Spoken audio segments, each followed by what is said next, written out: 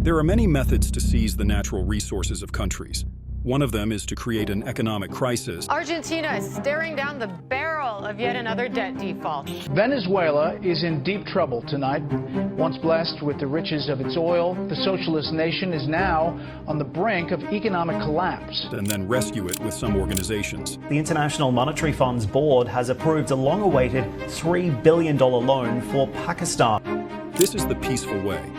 Another method is the CIA overthrew the governments of Iran and Guatemala. Operation Iraqi Freedom is unfolding fast in the air and on the ground. First, we need to learn this. How we actually got to the dollar as the world reserve currency. In 1944, an agreement was signed in the town of Bretton Woods, New Hampshire, representing the United States by Harry Dexter White and representing Britain by John Maynard Keynes, with the participation of 44 allied countries. The purpose of this agreement, which laid the foundation for the international monetary system after World War II, was to rebuild the war-torn global economy and ensure international trade and financial stability. According to the fixed exchange rate system accepted in the Bretton Woods Agreement, each country's currency would be pegged to the US dollar at a fixed rate, and 35 US dollars would be pegged to 1 ounce of gold. Thus, the US dollar would become the international reserve currency. As World War II waned, the United States emerged as both a geopolitical and financial superpower, controlling nearly 80% of all monetary gold. The European economy was in shambles, with high unemployment and widespread food shortages. The United States aimed to regulate the flow of money worldwide and to make the devastated European economy after World War II dependent on its currency. In fact, the goal of the US was not to lend money to Europe, but to make them indebted. How would they achieve this? Europe is still emerging from the devastation and dislocation of the most destructive war in history. Within its own resources, Europe cannot achieve, within a reasonable time, economic stability. Why must the United States carry so great a load in helping Europe? The answer is simple. The United States is the only country in the world today which has the economic power and productivity to furnish the needed assistance. Under the Marshall Plan, the United States provided $13.3 billion in aid to 16 European countries between 1948 and 1951. This aid served as a strategic investment to expand markets for American goods while helping countries become strong and stable partners for the United States. The Marshall Plan provided much-needed jobs for American companies and helped rescue the American economy from potential economic downturns. By 1955, in the UK, 60% of shoe factories, 50% of automobile factories, and 50% of petroleum products were under American management.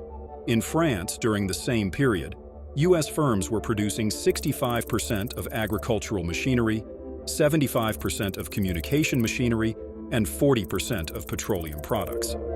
The number of American banks opening branches in Europe also increased from 6 to 72 during this period. Thanks to the Marshall Plan, the European economy came under the dominance of American companies. At the Bretton Woods Conference, two important organizations were established to manage the international financial system: the International Monetary Fund, IMF, and the World Bank. These two organizations are responsible for maintaining economic development and the stability of the international monetary system by providing financial assistance to countries and overseeing their macroeconomic policies. In fact, we can say in debt instead of financial assistance, privatization instead of macroeconomic policy, and devaluation instead of economic development. Argentina's debt to the IMF is $33 billion, Egypt's debt is $13 billion, Ukraine's debt is $8 billion, Ecuador's debt is $6 billion, Pakistan's debt is approximately $5 billion, and the currencies of these countries are depreciating day by day. So I have a question. Are these countries borrowing from the IMF because their economies are bad, or are their economies bad because they are borrowing from the IMF?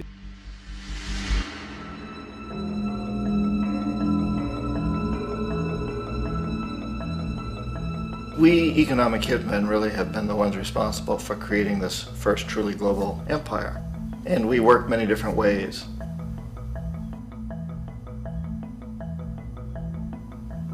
But perhaps the most common is that we will identify a country that has resources our corporations covet, like oil, and then arrange a huge loan to that country from the World Bank or one of its sister organizations.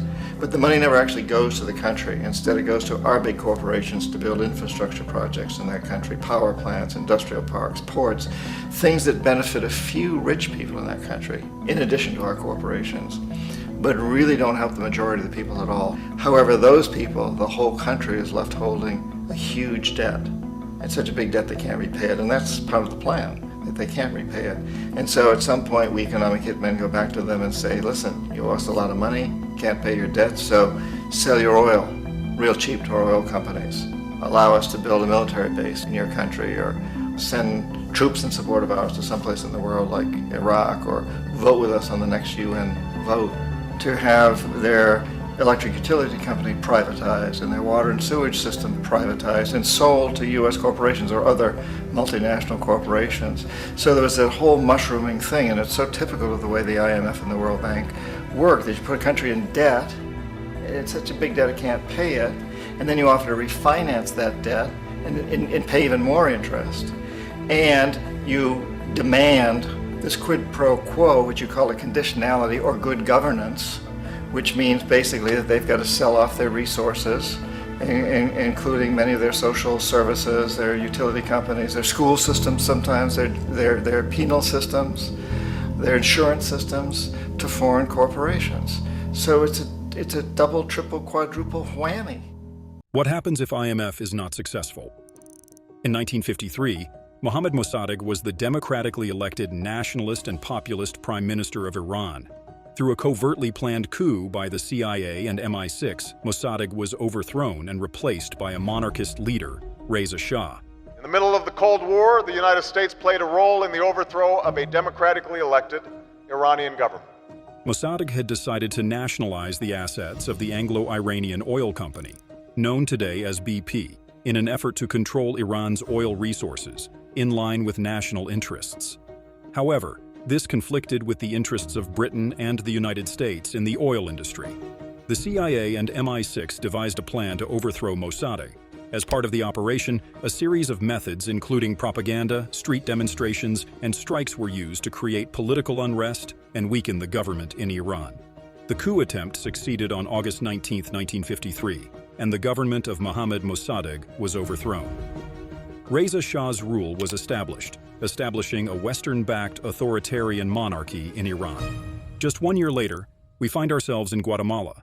Juan Jacobo Arbenz Guzman was the democratically elected president of Guatemala. Through a CIA-backed operation, he was overthrown and replaced by the pro-US Carlos Castillo Armas. Arbenz was elected in 1950 in Guatemala and had adopted progressive policies such as land reform. However, these policies were seen as potentially damaging to the interests of many U.S. corporations, especially the United Fruit Company, an American corporation. The U.S. government and some major corporations perceived Arbenz's policies as a threat and began working to overthrow him. The CIA financed, armed, and trained anti-Arbenz opposition in Guatemala. As part of this intervention, a series of covert operations organized by the CIA were carried out, including propaganda, sabotage, and military actions. Arbenz was forced to resign through a radio speech. The coup led to a 36-year-long civil war in Guatemala and numerous human rights violations.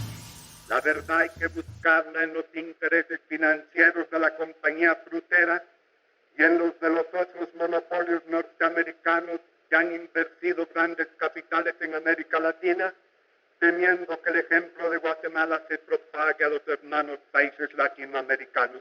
We are heading to another Latin American country, Venezuela. The discovery of oil in Venezuela in 1922 and the establishment of OPEC in 1960 to control oil prices propelled Venezuela to become a significant country in Latin America. After winning the 1998 election, Venezuela's new president, Hugo Chavez, decided to comply with OPEC's established oil production quotas in order to raise global oil prices and thereby generate additional revenue for Venezuela's economy. This decision was made because uncontrolled production of large quantities of oil would result in oversupply in the market, leading to lower oil prices. The decrease in oil production after 1998 contributed to an increase in oil prices. These developments, thanks to Chavez, were unwanted by American companies. Rising oil prices worldwide meant more revenue for Venezuela, but increased costs for importing U.S. Before Chavez, the United States was obtaining cheap oil from Venezuela through companies. However, Chavez nationalized the oil regions operated by international oil companies, such as BP, ExxonMobil, Chevron, and Texaco, in order to prevent the privatization of the oil industry, ensure its nationalization, and keep the revenue from oil resources within the country. In a sense, he imposed an embargo on U.S. companies. Of course, the outcome was not different from the rest. The coup attempt was triggered by Venezuela's political polarization and intensified opposition to Chavez's reformist policies. Events began with anti-government protests and strikes, followed by some commanders of the Venezuelan armed forces demanding Chavez's resignation. A group of generals and officers supporting this demand prepared a coup plan to overthrow Chavez. On April 11, 2002, a large opposition rally, attended by many civil society organizations and labor unions, was held. Following this rally, clashes broke out between Chavez's security forces and supporters and opposition protesters.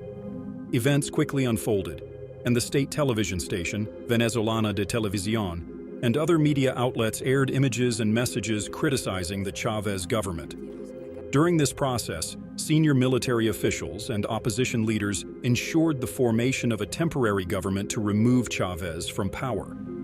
Subsequently, Chavez was detained by military units and forced to resign. However, the temporary government formed after the coup faced widespread public backlash.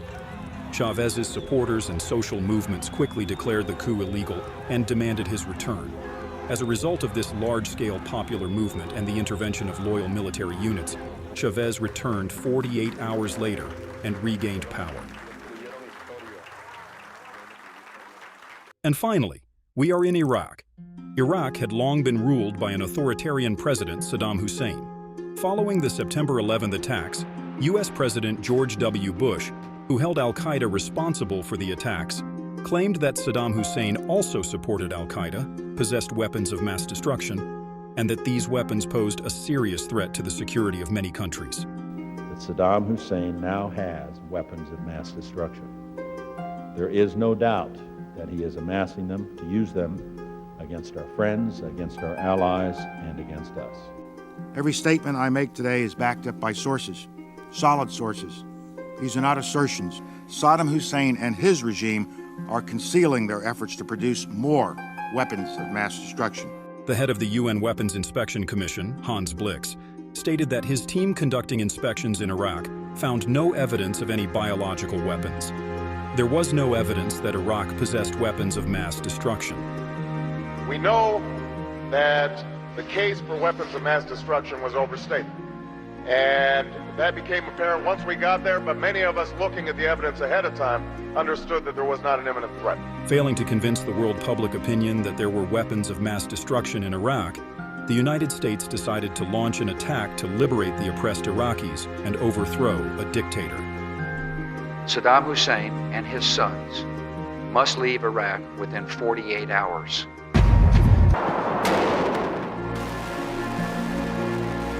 Baghdad tonight, under heavy bombardment, on the day the war started.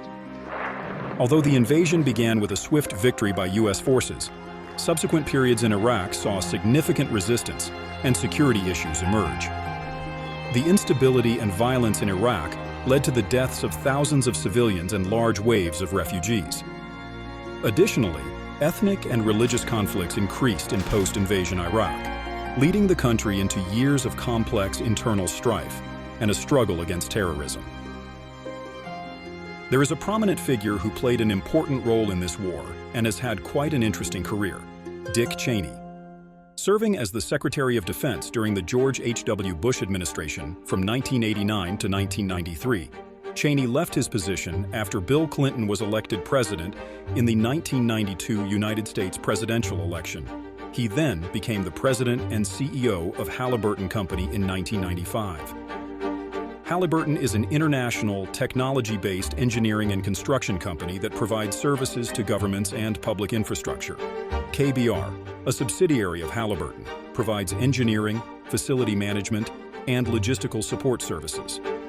In 2000, Cheney resigned from his position at the company and ran as the vice presidential candidate alongside George W. Bush, winning the U.S. presidential election.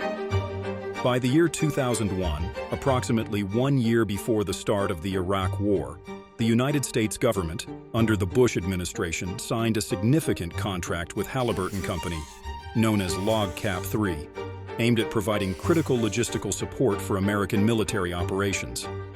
Were all these events just a coincidence?